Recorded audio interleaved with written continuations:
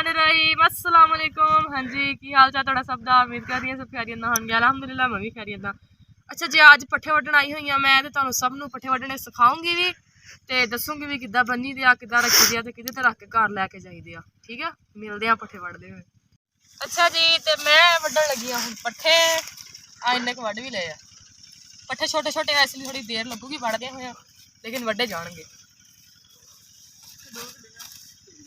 मज़ा भी बहुत आई है।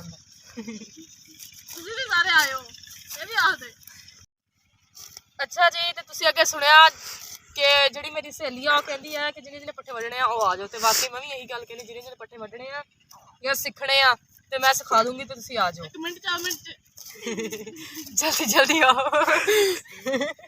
पट्ठे भी वड्ढांगे नाल इंजॉय भी करांगे। ठीक है, हुण तुहानू पट्ठे वड्ढने भी सिखाने आ, बन्नने भी। ते अच्छा जी, तो असी काफ़ी ज़्यादा पट्ठे वड्ढ ले आ, और तुहानू दिखा सकते आ। एक पंड वो वड्डी पई आ ते एक आ वड्डी पई आ ते नाल हले वड्डी भी जांदे आ होर पट्ठे। कितनियां पंडां करनियां ये? 7 पंडां करनियां ने।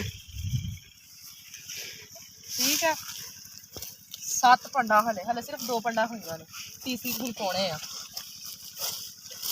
जल्दी जल्दी वड्ढणे का। अच्छा जी, तो असी पट्ठे वड्ढ ले आ हुण, ते हुण सारियां पंडां बन्नण लगे आ। बिस्मिल्लाह, खिच जोर के, जोर के, और जोर घुट के बन्ने घुट के।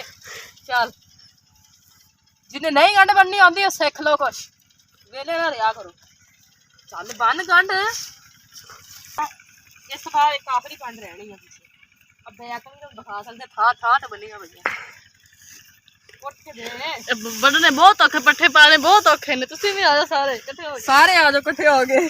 इनविटेशन लाओगे सारे पा दे। सारी पासी कैडी बस करो।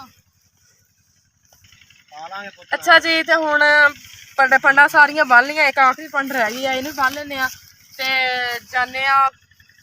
दिखा सकते हो सामने साडा खोता खड़ा वा। वाह, खोता तो दिखा सिंगार करदा। हुण इन्हू कित्थे लाई जाना? पीछे करा।